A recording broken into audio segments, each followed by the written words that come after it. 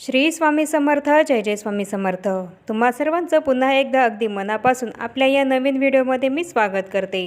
उद्या 9 फेब्रुवारी 2024ला शुक्रवारी दर्श अमावस्या आहे आणि ही अमावस्या शुक्रवारीच सकाळी सुरू होणार आहे 8:03 तर ही अमावस्या संपणार आहे शनिवारी 10 तारखेला 4:29. या पौष महिन्यातील अमावस्याला विशेष असं महत्त्व असून त्या अमावस्येला आपण मौनी अमावस्या असं सुद्धा म्हणत असतो. ही मौनी अमावस्याची तिथी ही शुभ तिथी मानली जाते आणि या दिवशी पवित्र नदीत स्नान आणि दान केल्याने पुण्य प्राप्त हे आपल्याला होत असतं असं म्हणतात. तर आजच्या या व्हिडिओमध्ये आपण बघणार आहोत की या मौनी अमावस्येचे काय महत्त्व आहे आणि त्यासोबतच या अमावस्येला आपल्याला कोणते उपाय हे करायचे आहे जेणेकरून आपल्या संपूर्ण कुटुंबाची प्रगतीही होईल. याबद्दलच संपूर्ण माहिती मी तुम्हाला आपल्या या आजच्या व्हिडिओमध्ये देणार आहे. मौनी अमावस्येला हे उपाय केल्याने आपल्याला आपल्या पितरांचा सुद्धा आशीर्वाद हा मिळेल आणि आपल्या घरात सुख शांतता नांदेल आणि जर कुठला पितृदोष असेल तर तो सुद्धा निघून जाईल.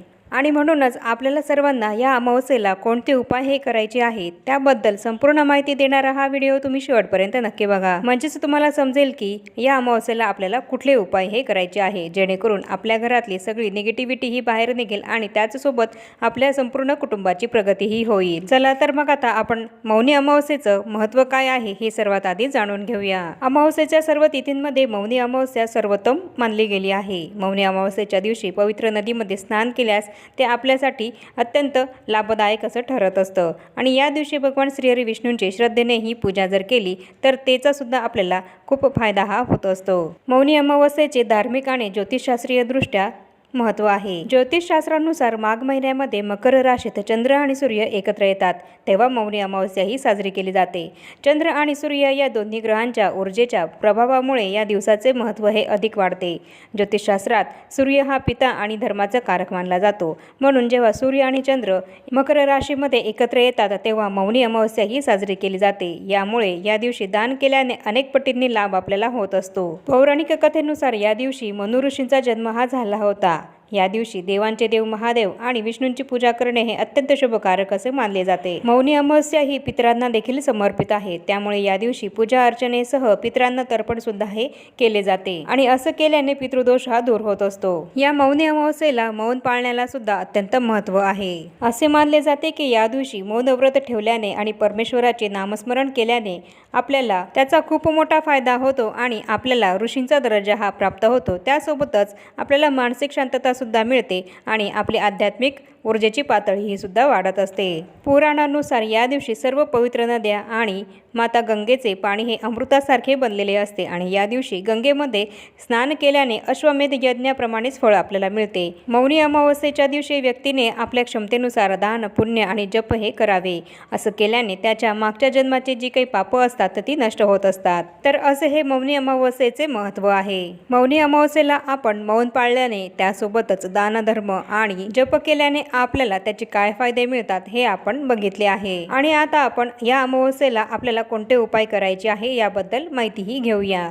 तर आजच्या या व्हिडिओमध्ये मी तुम्हाला अमावस्येला जे काही उपाय आपल्याला करायचे आहे ते सांगणार आहेत आणि ते उपाय केल्याने तुमच्या कुटुंबाची प्रगती ही नक्कीच होईल. खूप काहीतरी महत्त्वाची कामं ही तुमची जर काही अडली असतील तर तुम्ही हे उपाय नक्कीच करा. खूप दिवसांपासून तुम्ही कुठलाही प्रयत्न करत असताना जर तुम्हाला त्यामध्ये अपेक्षित यश हे मिळत नसेल, तुमच्या मनाप्रमाणे तुमचं कुठलंच काम हे होत नसेल तर तुम्ही अमावस्येला हे उपाय नक्कीच करा. तर आपला पहिला उपाय आहे तो म्हणजेच सूर्याला अर्घ्य देणं. मौनी अमावस्येला आपल्याला सकाळी लवकर उठायचे आहे आणि स्नान वगैरे आटपून आपल्याला सूर्यदेवाला सूर्योदयाच्या वेळी सकाळी अर्घ्य हे जरूर द्यायचे आहे. तसं तर सूर्याला अर्घ्य हे रोज दिले पाहिजे, पण जर रोज तुम्हाला सूर्याला अर्घ्य देणं जमत नसेल तर निदान या अमावस्येच्या दिवशी तरी तुम्ही सूर्याला अर्घ्य हे जरूर द्या. तांब्याच्या तांब्यामध्ये पाणी घेऊन आपल्याला त्या शुद्ध पाण्याने सूर्यदेवाला सकाळी अर्घ्य हे द्यायचे आहे. सूर्याला अमावस्येच्या दिवशी अर्घ्य दिल्याने आपले दारिद्र्य हे दूर होत असतं आणि धनाचं आगमन हे आपल्या घरी वाढत असतं.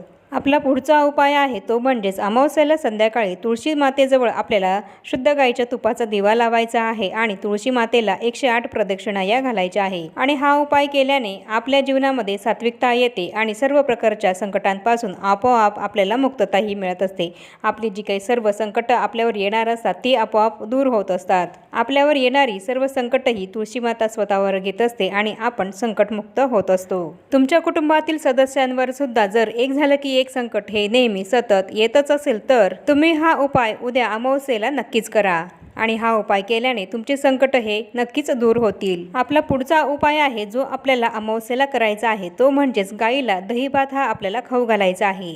हा उपाय केल्याने आपल्याला मानसिक शांतता प्राप्त होते आणि त्यासोबतच चंद्रासंबंधित काही दोष असतील तर ते दोष सुद्धा नाहीसे होत असतात। आपला पुढचा उपाय आहे तो म्हणजेच आपल्याला संध्याकाळी अमावस्येला आपल्या घराच्या ईशान्य कोपऱ्यामध्ये गाईच्या तुपाचा दिवा हा लावायचा आहे आणि दिव्यामध्ये आपल्याला कापसाची वात लावण्याऐवजी लाल रंगाचा दोरा हा वापरायचा आहे। कापसाच्या वातीचा दिवा न लावता आपल्याला लाल रंगाच्या दोऱ्याचा दिवा हा लावायचा आहे आणि त्यासोबतच आपल्याला थोडंसं 1-2 काडी केशर सुद्धा या दिव्यामध्ये टाकायचे आहेत आणि त्यानंतर हा दिवा प्रज्वलित करायचा आहे आणि हा दिवा आपल्याला संध्याकाळी आपल्या घराच्या ईशान्य कोपऱ्यातच लावायचा आहे आणि त्यात थोडं केसर सुद्धा आपल्याला टाकायचा आहे। हा उपाय केल्याने देवी लक्ष्मी ही आपल्यावर प्रसन्न होत असते आणि आपल्या घरामध्ये धन आगमन हे वाढत असतं। त्याचप्रमाणे आपल्याला पुढचा उपाय करायचा आहे तो म्हणजेच महामृत्युंजय मंत्राचा।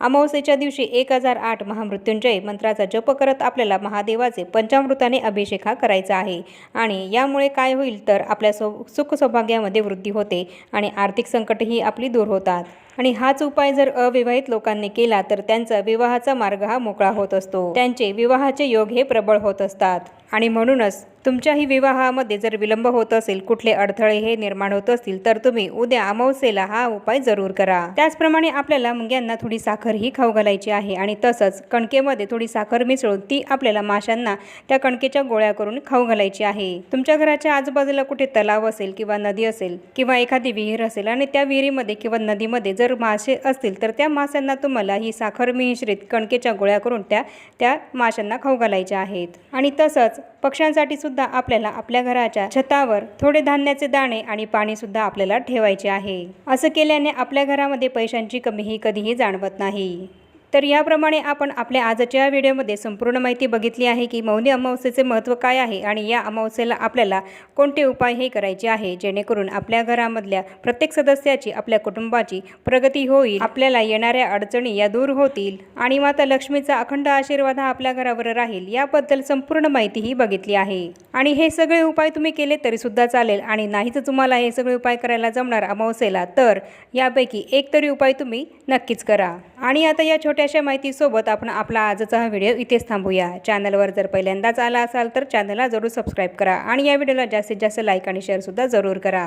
चॅनलला सबस्क्राईब करण्यासोबतच बेल आयकॉन बटन जे आहे ते सुद्धा प्रेस करायला विसरू नका, म्हणजेच मी जे काही असेच महत्त्वपूर्ण व्हिडिओ बनवेल त्याचे नोटिफिकेशन तुम्हाला सर्वात आधी येईल आणि तुम्हाला अशीच माझ्या व्हिडिओंमधून नवनवीन माहितीही मिळत राहील। आणि आपला आजचा हा व्हिडिओ आपण आता इथेच थांबूया आणि भेटूया पुन्हा अशाच नवीन एका माहितीपूर्ण आणि महत्त्वपूर्ण व्हिडिओसोबत। तोपर्यंत सर्वांना श्री स्वामी समर्थ।